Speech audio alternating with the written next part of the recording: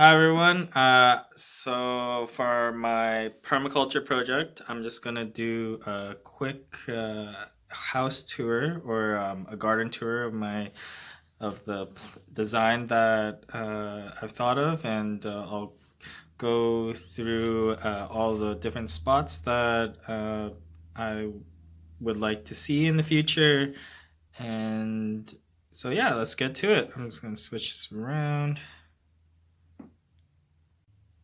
All right, so this gonna go outside the deck. So this is where most of the construction's done. My parents like to create structures like we made a breakfast bar. I made my own bookshelf, and but here this part gets a lot of sun, and since it's right next to the door when we first come out. It's a really good spot to put a greenhouse. We can just get water from the roof over here. And um, yeah, just it's an easy way to keep maintain whatever vegetables that we're growing down there. And as we keep going, here is the um, clothesline, dry stuff. And here also, my family's already doing this. We're growing a couple vegetables. There's some lettuce going to seed, and that's about it. Here is also another roof drainage. So below, I was thinking that could put in a cistern at the bottom. And we're going down the stairs. Here's a peach tree, and here's where the spigot is. So currently there's it's divided into the hose and the irrigation system. And that the irrigation system feeds into two of the beds right now, hoping to expand that. So it's just this bed has lettuce, transplanted lettuce, and take you along to the main vegetable garden here. So one of the goals of the design is to provide annual food for my parents and also to myself. Currently we have a lot of lettuce growing because it's really expensive in the store. I have a strawberry there, have some chives and Korean green onions. So this actually is a really special plant because my grandfather planted it back when I was in middle school, I believe. And currently he's not doing so well in the hospital, so it's important to my dad or uh, and myself that we keep this crop alive. But we are thinking of transplanting it because this part we get full sun. So the backyard is actually the south side, and so this section gets the most amount of heat, and it radiates off the house and it gets the most amount of sun, which is also why I grew potatoes here. So planted a bunch of potatoes. I think before I went on the permaculture field school, and now they're pretty high. I wish I dug a bigger trench for them, so then I could just keep piling soil on, and they would produce more. But the thing about the soil is that it's really tough and mostly clay. And I did a soil test, and it showed that it's mostly silt. This bed was actually amended with what's it called? Some leaf mulch that I gathered from. I just took them from a neighbor or someone who just gathered all their mulch, and I just took the bag. And it used to be just all clay and dried up, but now it's a bit workable. Have some comfrey there. that I think I planted last year. Have some raspberries and more lettuce. Let's see. And here we don't have irrigation, but I know the potatoes would do all right, so planted those. This section, as we're getting farther out from the irrigation, we have more. We have some berry plants, which we have. These two are blackberries. These two are in the honeysuckle genus. It's a honeyberry. Two honeyberries, different varieties, so that once they mature, they'll have good production rates and will fruit well. So the thing about the backyard, it's mostly silt and really low amounts of organic matter. So the idea of this year is to plant things that can actually grow in the soil that my mom won't be offended by, like maybe dandelions, because she does not like dandelions, but which do naturally grow here. Some just like, and some other different kinds of weeds, like this I think spinach. This plant here, so some kind of spinach. But the idea is to bring as much organic matter onto the property, and that way we'll save up on water, and we can actually grow a lot more different things without having to pump in more city water, and it will save up on the cost. Here's another drainage pipe where this would be where I would put a cistern again. Just to alleviate some costs on the water, and especially during the summer months. And here we have, by the fence, a lot of holly and a coniferous tree. But I did a bit of an experiment with actually, hold on, I forgot to talk about the snowberry. So I just had some snowberry seeds last year, and I just decided that if I just planted some, and here it is. And hopefully the snowberry takes over, and then I can cut it and drop it, and that will provide some free, slow organic matter onto this area of the property. But back to the fence area. I tried growing willow because this should be because I wanted to make a living fence, and that way my family could also start growing more wood for construction, or do basic trellising or staking, so we could use willow for that. And what I've noticed from doing that is that I got to know how wet each side is. So here we have one stake, and also put one in behind the pine tree. Yeah, so this is a big pine tree here that shades a lot of the area, but a lot of the birds like to hang out in it. And this willow, let me see if it's still alive. And I use that just by checking the cambium if it's still, but it's really dry.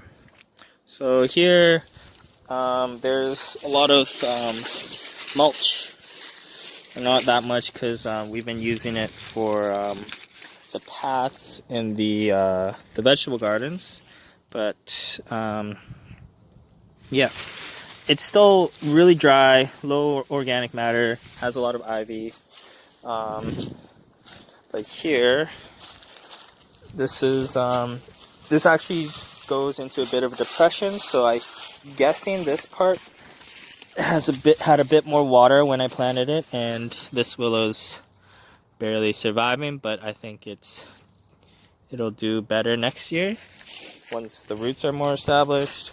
So this is zone 5. This is the idea where I bring in as much native wildlife and grow as much of the native plants around, and hopefully the ecosystem will reduce the amount of pests that attack the gardens. And here's an apple tree.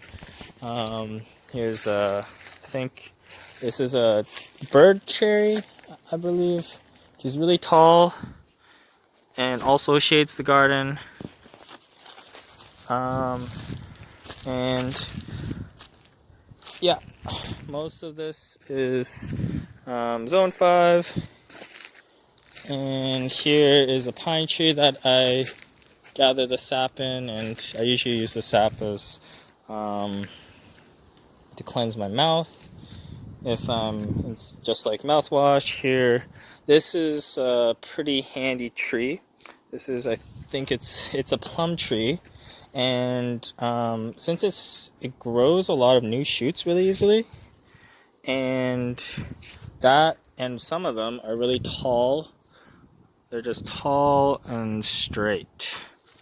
So I actually use that for staking. I just prune it off, and then I can use that as some staking for different plants.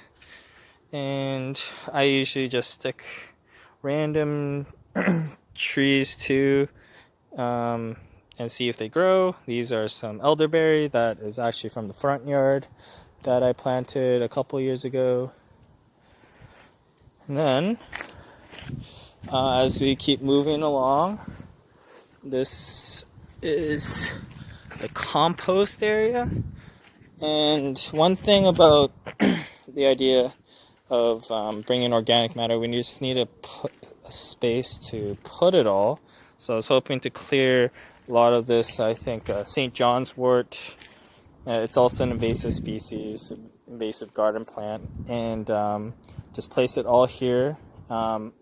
Likely tarp it up so that the water, when it does rain, doesn't leach so much into the neighbors. The neighbors has a vegetable garden, which I may ask how they garden. And there's like a little farming area, but yeah, definitely there is some support on gardening here. Some trash, the sink that I could maybe use for, say, vermicompost. And if you take a look into the compost bin, just use some pallets, and we always put all our kitchen scraps in here, and any other woody debris, which also would help if there's more woody plants to prune in the zone 5 area. And here's some more bins that we could put more compost in. And then here we have a temporary fence made of pallets as well to keep the deer out. And this will be, I did plan to make a vegetable garden out of this back when I think my 3rd year, about 3 years ago. I put these 2 beds, but mostly they've been just used as places to store all the prunings. But the cool thing about this is that the whole fence was actually just basically sticks that were just we just stored all our mulch and or not mulch, but tree branches, and that it really helped with the soil. Actually, it created a lot of mycorrhizal fungus, but now that the soil's more exposed and there's less material, I don't really see it as much. So I'm a bit worried about the health of the trees, but I believe they'll do fine until I'm bringing a lot more organic matter. Anyway, this will be the main runway to bring in material into the gardens, because the driveway's right there, and then if I create a fence, and then that should keep the deer away, and hope maybe people do not come into the backyard. But yeah, here we can actually store some long other pieces of wood, or scrap wood, or anything. And here I also wanted to put another cistern. Basically anywhere where there's a place to drain water, we could put a cistern. And then so this one goes to the deck. All right, and then walking along here is this is a palm tree that I use for cordage, and so it's come in handy when doing some of the staking of the persimmons on the front, which I'll show you in a bit. Here is where I was thinking of doing a big berry garden. Right now we're just currently using it as a place to put in the dry grass clippings, other it's pretty much like garden waste. But the thing is that we can just use this as brown material for the compost as it dries. And yeah, here, going back here, so going through the shed, here's where the cars are, and also another to fit some of the needs of my construction needs, I guess, and just freeing more space in here to create. Not sure exactly what to do with the space. I know my mom would like to do bigger projects, and I would like to do that as well. So I was thinking to make a trellis so that would connect at these four corners up to the stairs here, and then use that to guide up honeysuckles or kiwis, and that would cover this whole area and then free up room. This would be where the cars park pretty much, and then the inside there, that could be places to store food, or I guess going back to building more things to just to renovate the house. Again, another drainage area where we could use a cistern, and that could feed into the greenhouse up there, if for the future greenhouse. This area, also want to make it a zone 5 area, even though it's right next to the front door. This is my mom wanted to make it look good. We do have boxwood, which is good for a bunch of nutrients, I believe, that I've read in the permaculture book that we were given. And have arbutus. Right now they're stressed from I guess the lack of water, and now some aphids have gotten to suck its life force out. And similarly, here I have an elderberry, which has attracted a lot of aphids, which are all the black speckled on the branches. But it's actually attracted a lot of ladybugs, which is important for just reducing pests, and this is the idea.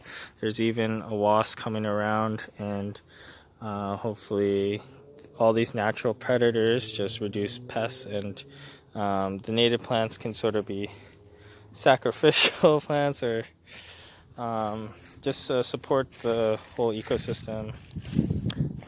Recently this summer, I guess in the past couple weeks, we bought 2 persimmon trees and 3, so those 1, 2, 3, and there's a fig tree over there.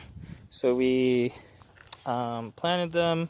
I actually had my friend Braden bring in these rocks. I asked him, he was doing some construction and he had some leftover rocks that my mom would have liked, and I actually used those to help support the frame, the meshing. And so this is just this is from the plum tree from the backyard. So I pruned that off, staked it to the ground, put some rocks in there to support it, and use this metal mesh to keep the deer out, and then also the top just to cover it. And yeah, there's actually one fruit growing there, which is exciting. And hopefully this whole area will be at least up until maybe 5 meters in from the property line will be an orchard. The thing about this area though is that it's mostly owned by the city or by Saanich, and there's also a pipe. I'm assuming there's a pipe, if you can see that, the drainage, see that ditch there, there is a pipe that collects stormwater, and I believe it goes all the way down into here and towards that manhole. And since this is mostly owned by Saanich or the city, I have to sort of assume that these plants can be sacrificial, or like I shouldn't get too attached to them in case something does happen. And so I was thinking of, which is why going back to the willow in the backyard, I have to plant a ton of willow. I'm hoping to plant all along a living fence here, and if Saanich needs to for some reason use the drainage, go towards the sewer pipes down here, and then they can access it and I don't really mind if they tear out the fence too much. But also with I think a neat idea is also using the fence as a way to hook in a moss garden, just like how you might have a strawberry garden that are in these long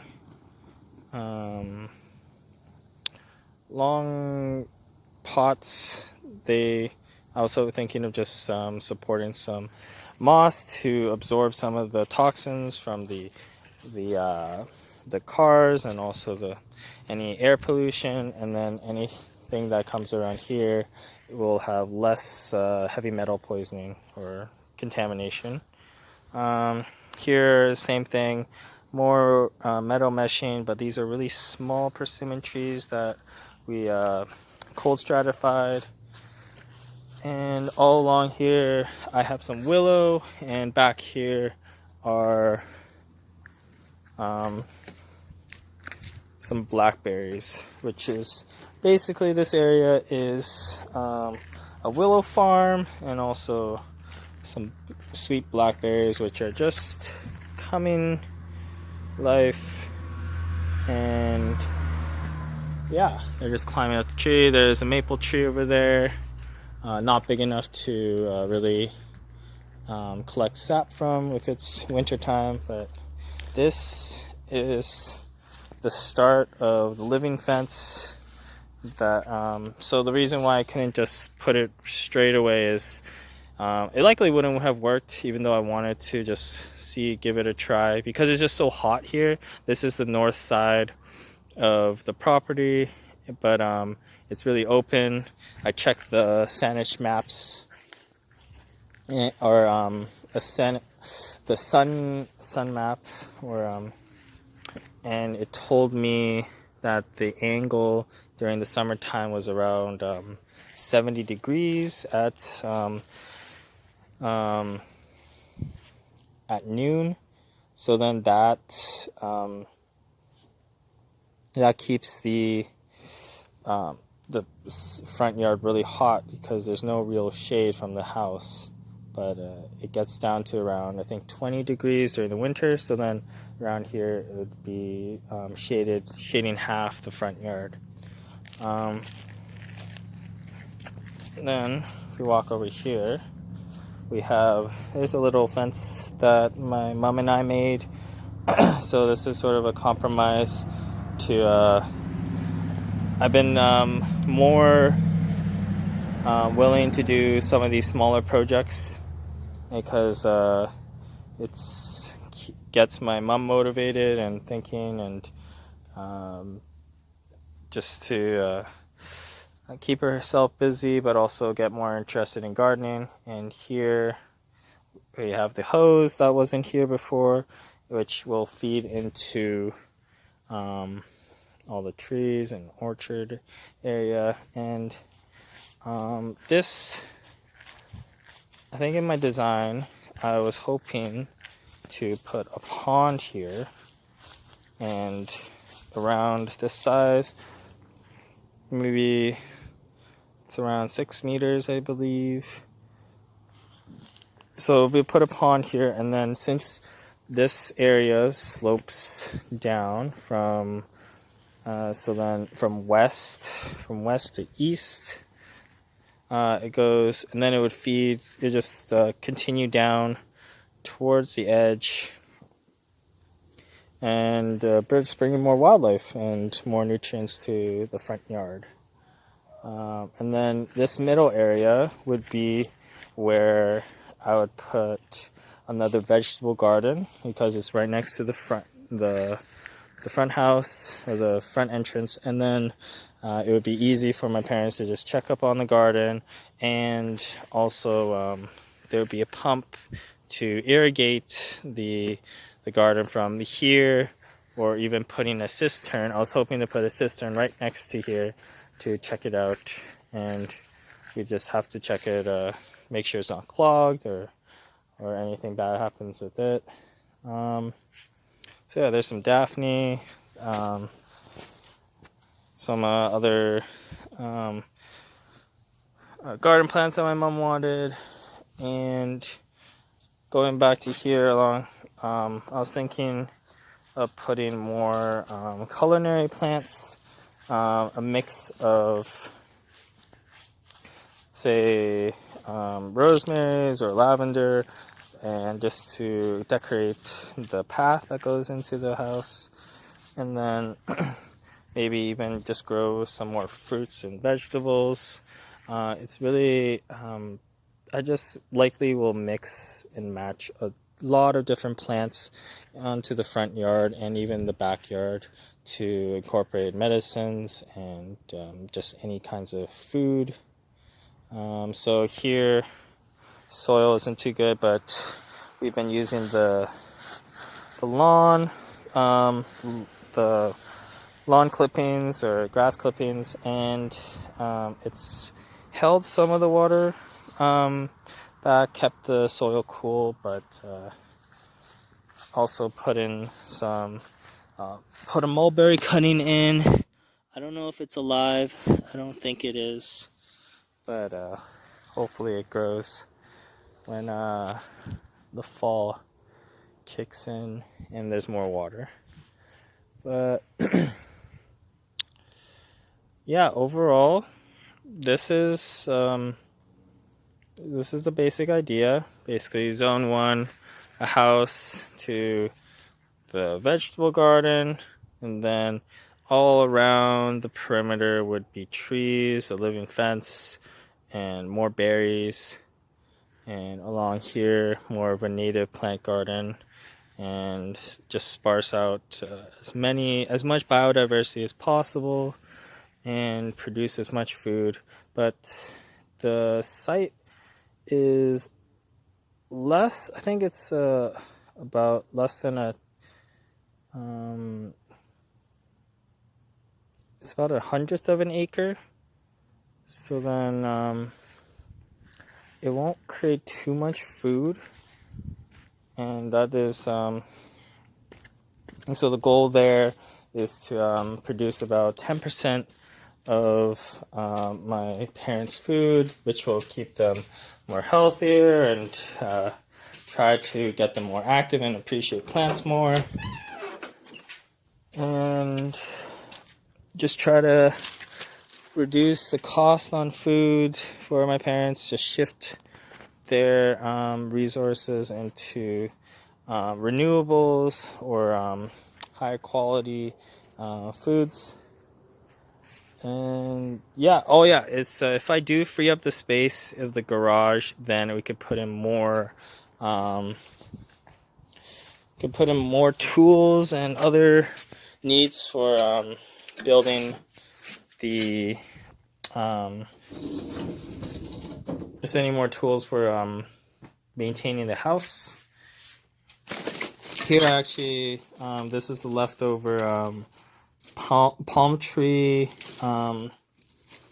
leaves that I dried, and then I would just soak these and make cordage out of it, which I use cordage to tie up the fences for the persimmon trees. And this is basically where a lot of junk is held, but it could definitely be used in the future. So that overall ends a brief house tour of the gardens. Excited to eat a bunch of peaches for the summer. They're just, I think in a week or two, they'll be ready, and I am going to enjoy and continue planning pretty much all the gardens. So hopefully my parents will be on board. The thing is that make sure I gotta do things small and consult with them about what exactly I'm doing, or just go ahead and do it, but just put in a good light and just keep on working with them and do things in manageable chunks. So yeah, thank you. We're back to the front of the deck. So hope you enjoyed, and hopefully I'll also see you next time. If I do have it all finished up, then maybe I could give tours about why I planted certain things in the area and what I learned in permaculture. Oh yeah. Thank you. Bye.